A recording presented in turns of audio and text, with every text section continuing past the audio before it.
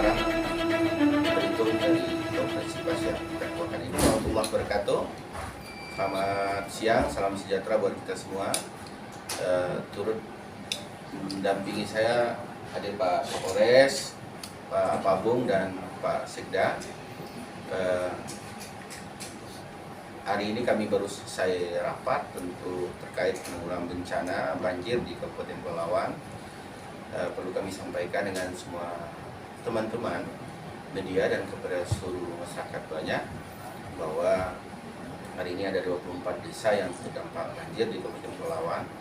Ada 3.693 KK yang terdampak, dan salah satu yang menjadi atensi kita semua tentu masyarakat yang satu terdampak rentan diungsikan dan akan rentan untuk diungsikan. Yang kedua untuk terkait dengan penanggulangan jalan lintas timur. Pada teman-teman semua kami sampaikan terhitung hari ini pemerintah bersama Polri TNI sepakat bahwa untuk jalan lintas timur itu kendaraan kecil dilarang terhitung dari konferensi pers yang kita keluarkan ini. Artinya yang boleh lewat cuma kendaraan besar dan sedang. Untuk kendaraan sepeda motor, pemerintah lagi mempersiapkan, kita lagi dicoba itu menggunakan jalur sungai, menggunakan kendaraan sungai. Pemerintah akan siapkan kendaraan sejenis kapal atau lebih dikenal fucai di sini, itu dengan 5 unit yang kapasitasnya rata-rata 10 sampai 15 motor per unit, dan itu disiapkan gratis baik seluruh masyarakat maupun pelajar, dan disiapkan juga kendaraan khusus speed untuk pasien-pasien yang emergensi darurat. Dan untuk ambulan kita siapkan juga trado untuk mengangkut khusus ambulan. Jadi mulai terhitung hari ini kita akan uji coba untuk kendaraan bermotor roda 2 itu akan menggunakan jalur sungai dengan menggunakan kapal yang disiapkan gratis oleh pemerintah Kabupaten Pelalawan. Dan kami juga tadi sudah membahas bahwa kita menyiapkan 2 posko. Jadi setiap posko itu bagi masyarakat yang melintas yang butuh obat dan berobat itu disiapkan gratis, dan di posko itu juga akan disiapkan juga posko-posko kecil.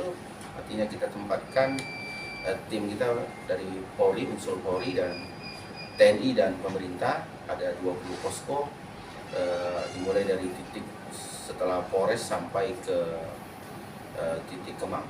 Jadi ada 20 titik yang akan diisi oleh tim Satgas kita yang terdiri dari 3 unsur tadi, yang gunanya adalah untuk meminimalisir kemacetan dan bisa mengurai kemacetan, dan diharapkan kepada masyarakat untuk tidak perlu menerobos jalur yang sudah ada, karena menerobos bukan berarti Anda akan semakin cepat, justru menerobos akan memperlambat perjalanan kita semua.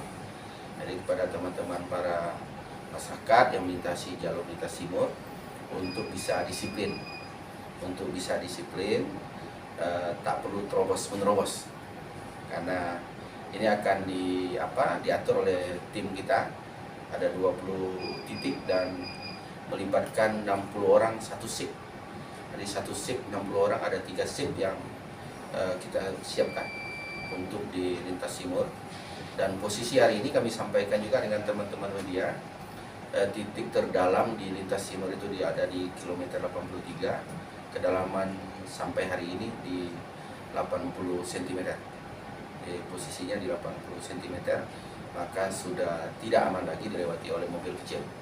Mobil kecil seperti misalnya mobil-mobil Avanza, Agia, bahkan mungkin Innova juga, mobil-mobil yang kecil itu tidak aman lagi. Mobil sedang yang mungkin aman dilewati seperti Fortuner, Pajero itu masih aman, tapi kita akan lihat sampai besok. Kalau kenaikan masih ini mungkin bisa jadi juga akan dilarang. Jadi mobil truk besar itu masih aman untuk dilewati.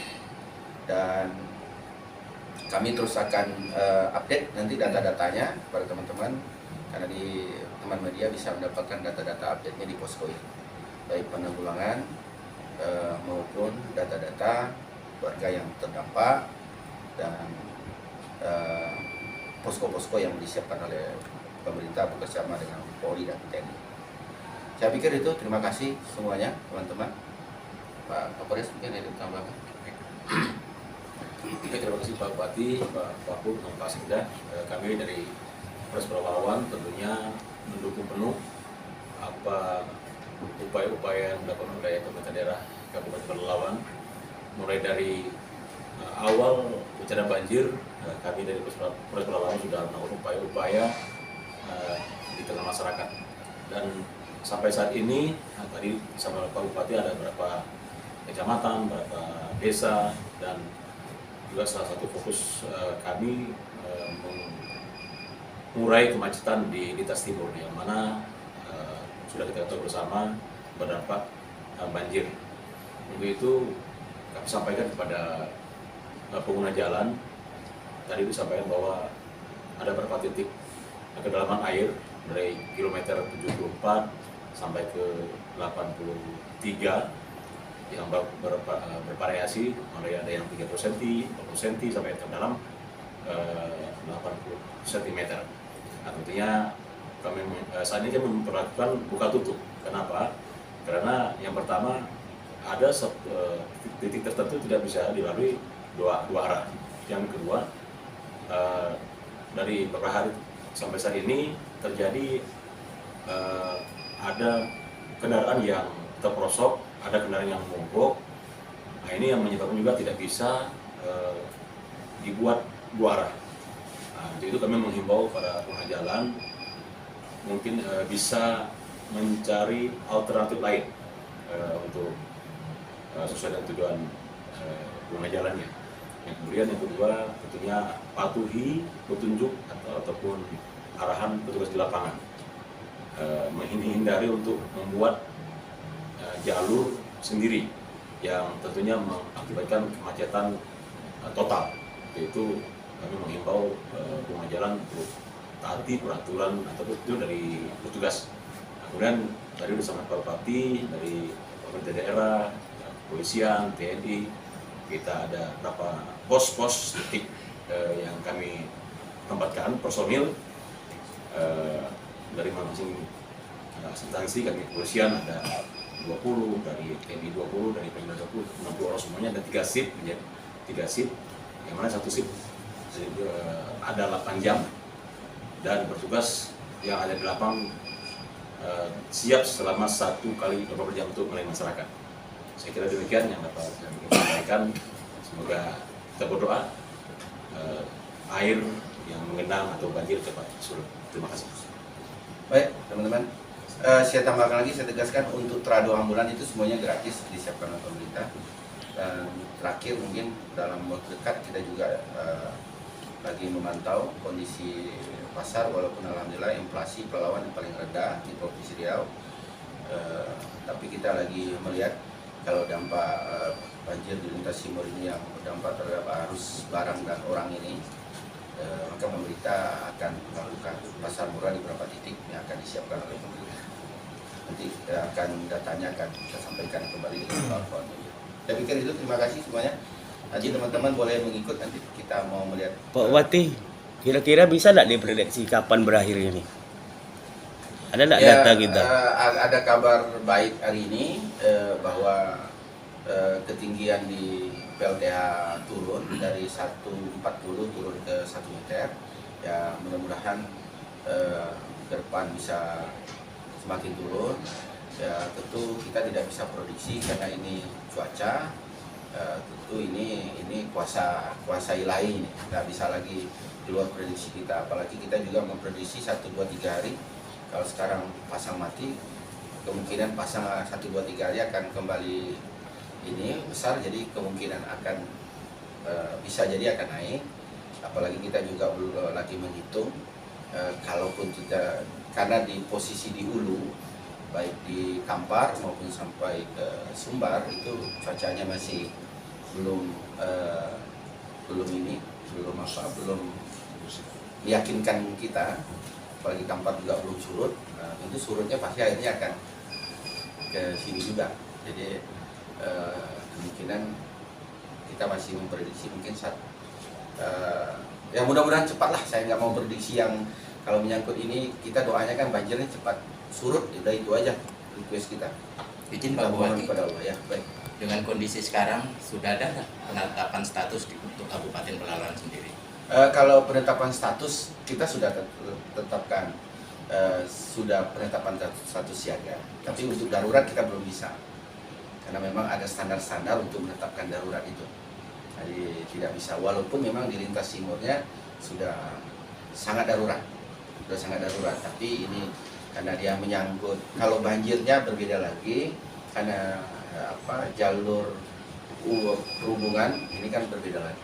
Jadi kalau secara aturan kita belum bisa menetapkan, ya bahasa Inggris, dia belum bisa menetapkan. Ada lagi upaya dari pemerintah sendiri untuk antisipasi korban banjir harus tuh untuk jalan yang terendam di desa Gamang itu apa yang kita lakukan gitu? Karena kan ada masyarakat berat dengan pungutan 100.000. Ya, maka kalau yang pungutan 100.000 tadi kita siapkan alternatifnya dengan angkutan sungai. Angkutan sungai ini ada 3 keuntungan yang didapat oleh masyarakat. Satu, bahwa diperkirakan jam waktu mereka ngantri mereka menikmati perjalanan itu lebih pendek. Kalau ikut dengan jalur lintas timur sekarang sudah 3 jam sampai 4 jam antrinya. Kalau mulai jalur sungai itu diperkirakan paling 1 jam sampai 1,5 jam. Dan yang kedua, keuntungan kita adalah kita bisa mengurai kemacetan di lintas timur. Yang ketiga, masyarakat bisa menikmati itu dengan gratis. Itu dia. Jadi ada 3 keuntungan yang kita dapat. Satu, bahwa jamnya lebih pendek, artinya antriannya tidak perlu 3-4 jam. Mereka naik truk juga itu menghabiskan waktu 3-4 jam. Maka kita alihkan lewat sungai. Ini lagi uji coba hari ini. Sekarang ada berapa pasien? Ada 2 pasien yang mau melahirkan dan lagi kritis yang dibawa menggunakan Ujai dari nanti kita akan sama-sama melihat itu. Pelabuhan masuk di mana? Kalau di Kerinci, ini lagi harus disampaikan juga kan? Pastikan, tapi kemungkinan di Jembatan Kembar. Oh, di Batu Kembar. Oh, di Dari Kemang. Kemang keluarnya di mana? Ada titiknya. Ada titik Saya ya. kasih tahu pun kawan-kawan tidak tahu titiknya. Oke. Berapa unit yang kita siapkan dulu? Untuk unit 5 unit yang kita Oh siapkan. ya. 5 unit dengan kapasitas 10 sampai 15 orang. 15 motor. Ya. Yang masuk. Ya, jadi ini Jarak tempuh tadi berapa lama pakai? diperkirakan 1 jam sampai 1,5 jam. Diperkirakan. Artinya kalau orang ngantri pun dia lebih panjang lagi. Ya kan? Ngantri 3 jam sampai 4 jam. Ya Pak Kapolres ya. Nah, kalau ini dia lebih pendek dan gratis. Disiapkan pemerintah. Jadi anggaran untuk bantuan banjir ini dari mana kita siapkan nih Pak Bupati? Itu dari pemerintah. Dari dinas terkait macam Oh, tentunya dinas yang leading sektornya. Leading sektornya. Leading sektornya tentu BPBD dan dinas sosial. Kalau bantuan banjir di dinas sosial, kalau untuk penanganan banjir tentu di BPBD, dan ada juga di sub juga kita libatkan. Kalau dia menyangkut transport bisa jadi di sub ditempatkan. Jadi sesuai leading sektor. Pemerintah belum bisa mengeluarkan karena belum. Kalau BTT nggak bisa kita gunakan.